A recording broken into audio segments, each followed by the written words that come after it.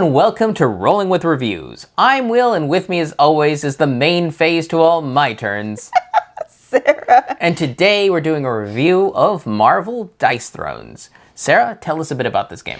All right, Marvel Dice Throne is a fast-playing game of skilled card play and dice manipulation supporting multiple modes of play.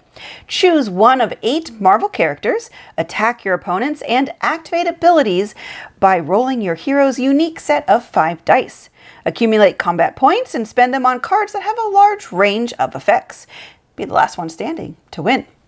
All right, well, so why did we get this? So you saw a lot of good comments about this, recommending it, and when there came a Marvel version of it, that's being one of my favorite IPs, right. I figured, well, let's try for it in a math trade, and we got it. Yeah, we're not usually into versus games, but we thought we'd give this one a go. Yes. All right, so what do we like about the game? Well, it is a very immersive theme. Yes.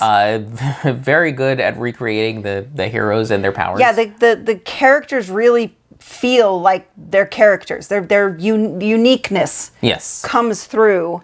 Also, we absolutely love the production of this. Every character comes in their own tray, which makes a setup and tear down very easily. And then the storage box is rather hefty. Yeah, this is all very well organized, and then the quality, there's not a lot of components per character, but they're very good components. Like there's good dice, and the cards are good quality and all those type of things. So there's definitely a lot of thought that went into making this good and accessible. Yes. In terms of setup and things like that. Right. We also really liked that they had very informative choices on the difficulty of each of the characters. So if you're looking for something easier, there were level 2s are Black Panther, Captain Marvel, Spider-Man. The level 3 is Thor. Level 4 includes Black Widow, Loki, and Scarlet Witch. And level 5 is Doctor Strange. So you can, depending on the player's skills, you have a wide range to choose from. So if someone's more skilled, you can maybe give them a more difficult character or vice versa. Yeah. I think that covers what we like about the game. So what do we not like about the game? Unfortunately, because we design games, we will sometimes deconstruct a game and look at it. And this to us just said, it's combat Yahtzee with a lot of finicky rules. Yeah, I mean, combat Yahtzee on its own is not a bad thing. I mean, King of Tokyo is basically that. But because of not just the complexity of the rules, but like you said, the finickiness, it's very Amerithrash, which we generally are not. There's a lot of wiggle room to the rules. There's a lot of complexity in terms of the phases of your turn and this and sub-phases. A lot of rules that only apply to this character in this situation. I mean, the turn breakdown alone is very intimidating because you've got upkeep, income, main phase 1, roll phase, main phase 2, cleanup. And inside things like roll phase, it's split even more. Right. So it was hard for us to get to the fun. Yes. Because it was so much work to play. Which is why I can see they only doing 8 characters. Yeah. Because I could see getting familiar with these characters, being fine with it, and that's it. Right. I think this is a good, all-in box. That if this was, one of your favorite games, you play it, you get really good at these characters. I think for us, though, it's just came down to, I don't think we want to invest that much time into one game that's not a game style that we really like. Yeah, it kind of comes across a little bit like a lifestyle game. Yeah. And I guess it could be if you're after all the other Dice Well, yeah, because games. I think there's at least 2 seasons of Dice Throne, and that's a lot more characters than, I don't know exactly, but I believe each season of Dice Throne is a lot more than just the 8 here. But this is also why I wanted to go for this, because this felt like a more manageable, contained, let's try this first. Yeah. To see if we like it. Yeah. And I think that covers pretty much everything. Yeah, we just found it a little overwhelming. So let's talk about who this is for.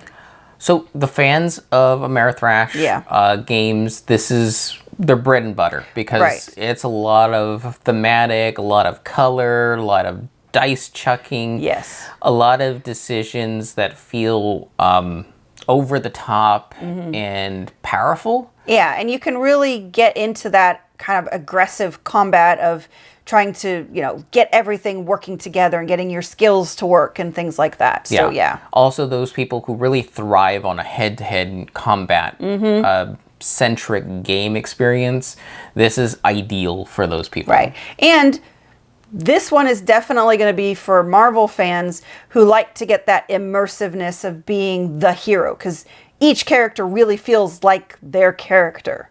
So you can really get into it that way, where it's possible some people might not have gotten into the other Dice Thrones because maybe they don't have as much connection to the other characters. Right.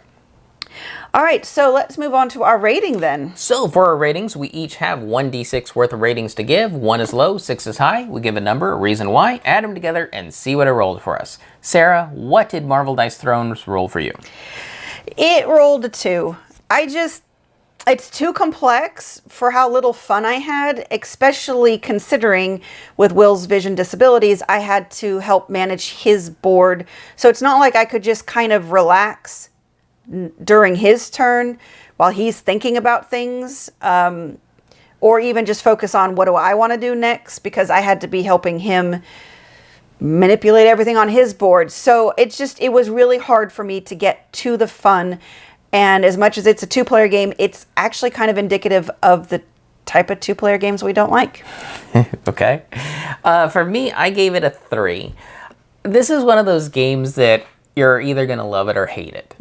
And for us, it fell pretty flat, as Sarah pointed out, because of all the difficulty we had in... as we played, we're like, okay, I think we forgot a rule here. Yeah. Okay, let's. I forgot to activate this token here. Yeah, I forgot to do this. Are we supposed to be doing this? And then when we come into an actual question of, well, how do you solve this situation? Then it's another few minutes of looking things up through all the instructions, trying to suss out, okay, what type of damage is this? Yeah. Can I prevent it in any way, shape, or form? Because you say prevent, but this says avoid. Let's go into the rules, and avoidance has all these other nomenclature that goes with it, which is very thematic. Oh, yeah. But hard to wrap your head around if you're just trying to have a light, fun time, which is what I thought we were going to get into. Yeah. Now, it was lighter when we played the characters that are only ranked 2 versus the characters that were ranked 4, which we first played. Yeah, see, we first started out just by, what character do you want to play? Because we didn't look at the character rating. So we both picked level 4s. I did Loki and you were Black Widow. So I do think that did sabotage our experience, which is why our ratings are probably as low as they are. Yeah. This is not a bad game by any stretch of the imagination. I know a couple of people off the top of my head that this is, a perfect game for them. Right. There's a reason so many people were proclaiming how good this game is. It is a good game for the right people. Right. And so this is one where I kind of buckled under, this might not be good for us because we don't like versus games, but it's Marvel and so many people like it. Maybe we'll like it. No. Yeah. No, it's still no. I thought there was going to be a lot of roll the dice and now choose interesting things. Yeah. Rather than, it's Yahtzee. Yeah. Rather than, okay, I have to get these dice to be these certain sides. And I also got really disappointed that the higher abilities just never rolled. And looking at the probability, you could play this game a lot and never use your ability that takes 4 of your special symbol or 5 of your special symbol. Because the special symbol is equivalent to a 6. Yeah, and it's the only side that has it.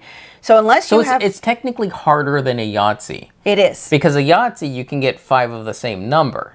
This one, you have to get 5 6s. Yes. Now, there are cards and abilities that can let you manipulate. But the chance of having enough combat points to pay for the cost of those cards And yeah, it's a really low chance that you're ever going to see those. And it just is disappointing because it felt like we were using the same couple of abilities over and over again because that's what the dice rolled, or that's what we could manipulate the dice into being. Yeah. So yeah. So yeah, not for us, 5 out of 12, but I will put it as a caveat, this is not a bad game. No. It's just not a game for us. Exactly. All right, that will do it. And Sarah, Yes. do you think that Dice Thrones would be more interesting if they introduced terrain? That would be interesting. I just worry about the complexity since it's already so complex. Well, it's already so complex, why not? Sure. You could also, yeah, you could add some interesting other abilities and things like that. Sure.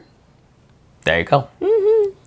All right, that's it for us. And we've been Rolling with Reviews. And remember, if you have any questions, comments, or concerns, you can reach out to us on the various social media platforms at Rolling with Two. That's TWO. We are on Twitter, Facebook, and Instagram. And on YouTube, please like and subscribe.